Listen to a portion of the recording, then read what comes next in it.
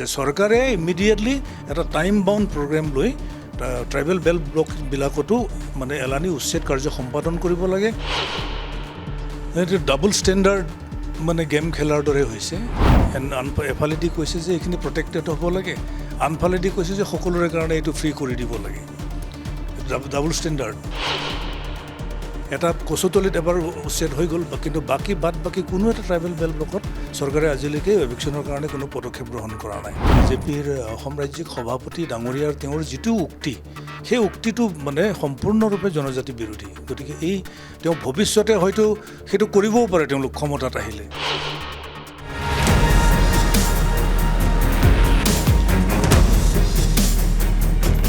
অবড়ো বা বড়ো এই ধৰণৰ শব্দবিলাকতো আজি তাত নাইকিয়া হৈ গ'ল। ট্ৰাইবেল নন ট্ৰাইবেল ইছ্যু এইবিলাক আজিকালি নাইকিয়া হৈ গ'ল। চব সমিলমিলেৰে একেলগে বসবাস কৰি আছে, সকলোৰে সম উন্নয়ন হৈছে, সম অধিকাৰ তাত স্থাপন হৈ গৈছে। তেনে ক্ষেত্ৰত তাত যাতে সৰ্বভাৰতীয় ৰাজনৈতিক দলসমূহে গৈ পুনৰ বিভাজন নকৰে।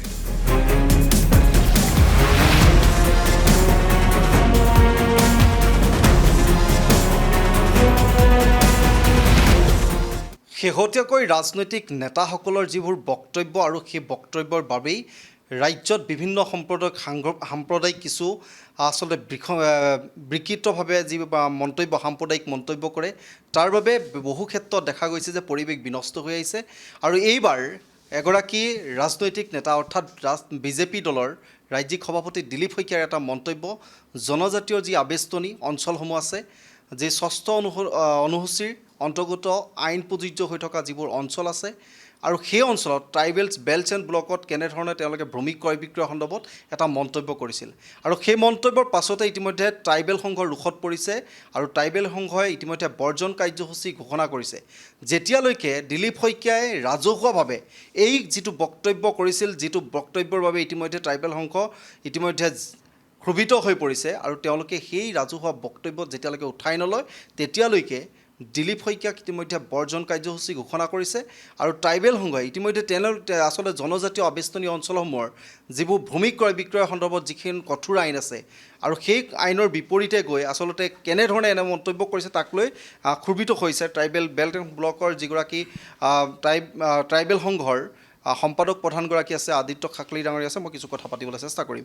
যিহেতু শেহতীয়াকৈ BTC নিৰ্বাচন আৰু নিৰ্বাচনী প্ৰচাৰ অভিযানত এটা মন্তব্য ইতিমধ্যে যিটো জনজাতীয় আবেষ্টনী অঞ্চলৰ ভূমি ক্ৰয় বিক্ৰয় সন্দৰ্ভত ৰাজ্যিক সভাপতি দিলীপ শইকীয়াই এটা মন্তব্য কৰিছে, আৰু মন্তব্যক লৈ আপোনালোকে প্ৰতিক্ৰিয়া দিছে। গোটেই কথাখিনি কেনেধৰণে আছে?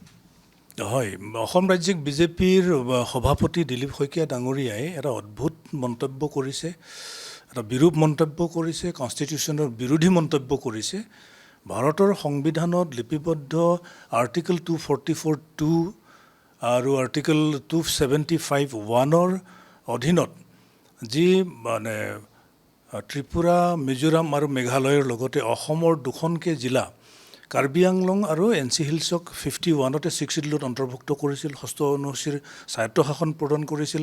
শেহতীয়াকৈ সংশোধিত ৰূপত 2003 চনত BTC অৰ্থাৎ বড়ো ভূমিটো ইনক্লুড কৰিছে 6 শিডিউলত। তো এই 6 শিডিউলৰ কিছুমান স্পেচিয়েল প্ৰভিজন আছে, যি প্ৰভিজনত ইয়াতে ডিষ্ট্ৰিক্ট কাউন্সিল হয়, ৰিজনেল কাউন্সিল হয়, আৰু সেই কাউন্সিলৰ নিজা গভৰ্ণমেণ্ট থাকে, তেওঁলোকৰ মানে ফৰ্মেলি ইলেকশ্যন হয়, আৰু তেওঁলোকৰ অৰ্থনৈতিক বিকাশৰ কাৰণে, শৈক্ষিক বিকাশৰ কাৰণে, সামাজিক বিকাশৰ কাৰণে আৰু ৰাজনৈতিক অধিকাৰ তেওঁলোকক ইয়াৰ জৰিয়তে 6ষ্ঠ অনুসূচীৰ জৰিয়তে প্ৰদান কৰা হয়। তো এই যিটো প্ৰভিজন, সেই প্ৰভিজনবিলাক যদি নাইকিয়া হৈ যায় তেতিয়াহ'লে সেই 6 শিডিউল অটনমিবিলাক দুৰ্বল হৈ পৰিব। আজি দিলীপ শইকীয়া ডাঙৰীয়াই 2 আগষ্ট তাৰিখে যিটো কথা ক'লে যে তেওঁলোক ক্ষমতালৈ আহিলে 6 শিডিউলৰ প্ৰভিজনবিলাক শিথিল কৰিব, আৰু এমেণ্ডমেণ্ট কৰি হ'লেও বাহিৰৰ কোনোবা ব্যক্তিসকলেও মানে BTRত গৈ বা ডিফুত গৈ, কাৰ্বি আংলঙত গৈ ভূমি ক্ৰয় বিক্ৰয় কৰিব পৰা ক্ষমতা প্ৰদান কৰিব বুলি যিটো কথা কৈছে, এইটো টোটেলি এগেইনষ্ট কনষ্টিটিউশ্যন আৰু against the tribal people of Assam. এইটো আমি কৰিছোঁ, গৰিহণা দিছোঁ, আৰু তেখেতে এই বক্তব্যটো উঠাই নোলোৱা পৰ্যন্ত তেখেতৰ ওপৰত আমি বৰ্জন, মানে জনজাতি এলেকাত বৰ্জন কৰিবৰ কাৰণে আমি ট্ৰাইবেল ৰাইজক আমি আহ্বান জনাইছোঁ আৰু আমি আশা ৰাখিছোঁ তেওঁ অতি শীঘ্ৰে এইটো তেওঁ ৰাজহুৱাভাৱে উঠাই ল'ব আৰু ভৱিষ্যতে 6 শিডিউল বিৰোধী আৰু ট্ৰাইবেল বেল্ট ব্লক বিৰোধী যাতে কোনো ধৰণৰ মন্তব্য নকৰে বা এই ইছ্যুটোত হাত নিদিয়ে। ট্ৰাইবেল বেল্ট এণ্ড ব্লকত যিখিনি ভূমি আছে সেই ভূমি তেওঁলোকে আচলতে বিজেপি চৰকাৰখনে এক প্ৰকাৰে কৈ আছে যে এইখিনি সংৰক্ষিত অঞ্চল আৰু ইয়াত আচলতে জনজাতিৰ বাবে সুৰক্ষিত অৱস্থা থাকিব লাগিব আৰু কোনো অবৈধ লোকেই হওক বা সন্দেহযুক্ত লোকে তাত বেদখল কৰিব নোৱাৰিব, এনেধৰণৰ কথাও কৈছে আৰু তেওঁলোকে সেইসমূহ উচ্ছেদো কৰিছে। আৰু এই মুহূৰ্তত আমি যদি কওঁ কচুতলি উচ্ছেদ কৰিলে তাতো তেওঁলোকে কৈছিলে যে এই গোটেই বিষয়টো আচলতে তেওঁলোকে জনজাতীয়সকলৰ স্বাৰ্থত আচলতে তেওঁলোকে কাম কৰি আহিছে। তাৰপিছত আচলতে এনেধৰণৰ মন্তব্য কিমান গ্ৰহণযোগ্য? এতিয়া অসম ভূমি আৰু ৰাজহ আইনৰ 10ম অধ্যায়ৰ অধীনত 1947 পৰাই গ্ৰেজুৱেলি 47 ট্ৰাইবেল বেল্টছ এণ্ড ব্লক গঠন কৰিছে। তদানীন্তন চৰকাৰ মানে গোপীনাথ বৰদলৈ নেতৃত্বাধীন চৰকাৰে গঠন কৰিছিলে আৰু এই ট্ৰাইবেল বেল্ট ব্লকটো গঠন কৰিছে বিশেষকৈ তাহানিৰ মানে পূৰ্ববংগৰ চিলেট আৰু মৈমনসিং ডিষ্ট্ৰিক্টৰ পৰা ব্যাপক হাৰত হোৱা যিটো পমুৱা মুছলমানৰ প্ৰব্ৰজন, সেই পমুৱা মুছলমানৰ প্ৰব্ৰজনে অসমৰ জনজাতি তথা ইয়াৰ থলুৱা মানুহৰ ভূমি সংকটৰ সন্মুখলৈ ঠেলি দিছিলে। তেওঁলোকে গোগ্ৰাসী মানে ইয়াতে আগ্ৰাসী ভূমিকা লৈ ভূমিবোৰ দখল কৰি লৈছিলে, যাৰ কাৰণে পৰিত্ৰাণ দিবলৈ বা ভূমিবোৰ ট্ৰাইবেল আৰু অন্যান্য খিলঞ্জীয়া মানুহৰ ভূমি সুৰক্ষিত কৰি ৰাখিবৰ কাৰণে ট্ৰাইবেল বেল্ট ব্লকবিলাক গঠন কৰা হৈছে। বেল্ট ব্লকবিলাকত কেৱল ট্ৰাইবেল প্ৰটেক্টেড নহয়, ইয়াতে scheduled caste, scheduled tribe hills, Santhal, tea garden tribal, Nathyogi, ইয়াৰ পিছত আহি গ'ল আপোনাৰ নেপালী গ্ৰেজিয়াৰ এণ্ড কাল্টিভেটৰ আৰু আনডিভাইডেড গোৱালপাৰা ডিষ্ট্ৰিক্টত কোচ ৰাজবংশী সকলো প্ৰটেক্টেড।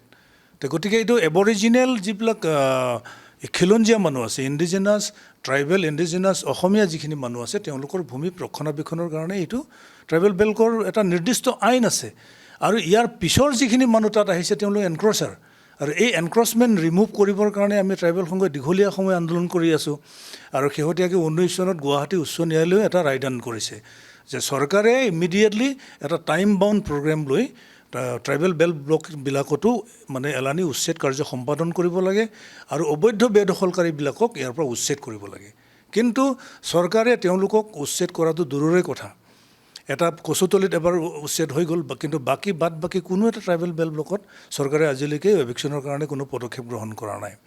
গতিকে আমি দাবী জনাইছোঁ চৰকাৰক যে এলানি এতিয়া যেনেকৈ ফৰেষ্ট বা গভৰ্ণমেণ্ট লেণ্ড PGR-VGRত যেনেকৈ এভিকশ্যন ড্ৰাইভ কৰি আছে, ঠিক একে লাইনত ট্ৰাইবেল বেল্ট ব্লকবিলাকতো এভিকশ্যন ড্ৰাইভটো ষ্টাৰ্ট কৰিব লাগে। ইতিমধ্যে মুখ্যমন্ত্ৰীয়ে যদি কয় ট্ৰাইবেল বেল্ট এণ্ড ব্লকৰ ভূমি সংৰক্ষিত হ'ব লাগে, জনজাতীয় লোকৰ বাবে সুৰক্ষিত হ'ব লাগে, আকৌ এইফালে যদি দিলীপ শইকীয়াৰ মন্তব্যটো চাওঁ, তেওঁক আচলতে জনজাতিসকলৰ বিপৰীতে গৈ তেওঁ মন্তব্য কৰিছে। আচলতে বিজেপিৰ এটা কথা চলি থাকে যে বিজেপিৰ দুমুখীয়া এটা স্থিতি, আচলতে এইখন দুমুখীয়া স্থিতিতে আচলতে প্ৰতিফলিত হৈছে নেকি?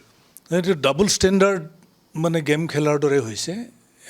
এফালেদি কৈছে যে এইখিনি প্ৰটেক্টেড হ'ব লাগে, আনফালেদি কৈছে যে সকলোৰে কাৰণে এইটো ফ্ৰী কৰি দিব লাগে। এইটো ডাবল ষ্টেণ্ডাৰ্ড।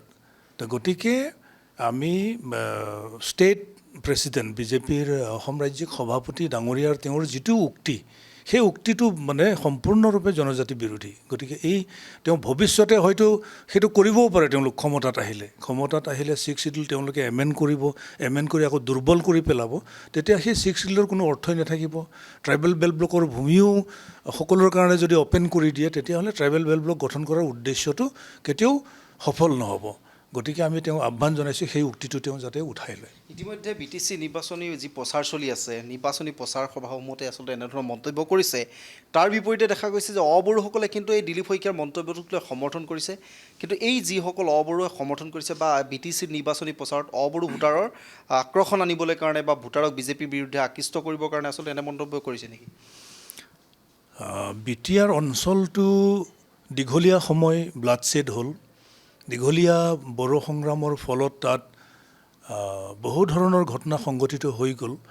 কিন্তু যোৱা 2020 চনৰ 27 জানুৱাৰী তাৰিখত যি পিচ একৰ্ড হ'ল, শান্তি চুক্তি হ'ল, সেই শান্তি চুক্তিৰ পিছত আজি প্ৰায় 5 বছৰ UPPL দলে শাসন কৰিছে।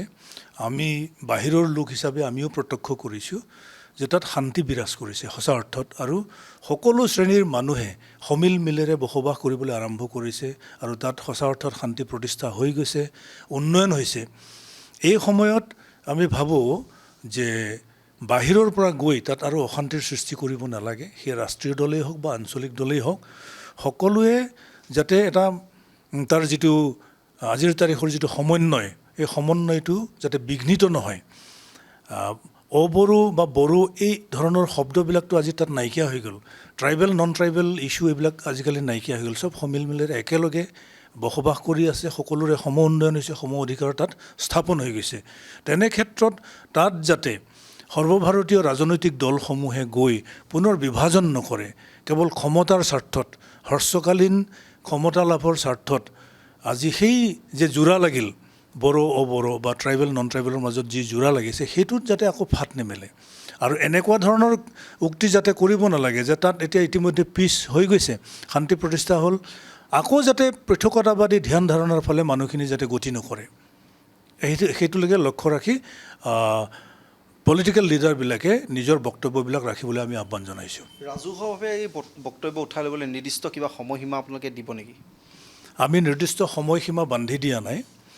আমি কৈছোঁ তেওঁৰ যিটো বিৰূপ মন্তব্য, সেই বিৰূপ মন্তব্যটো তাৎক্ষণিকভাৱে তেওঁ প্ৰত্যাহাৰ কৰিব লাগে আৰু তেওঁ ৰাজহুৱাভাৱে ঘোষণা কৰিব লাগে যে মই উঠাই লৈছোঁ, এনেকুৱা মই কোনো বেড ইণ্টেনশ্যন লৈ আমি কোৱা নাছিলোঁ।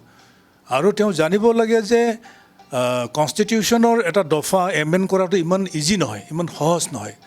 আৰু ইয়াৰ 6th শিডিউলেই হওক বা 5th শিডিউলেই হওক, এইটো ইমান ইজিলি এমেণ্ড কৰিব পৰা নাযায়।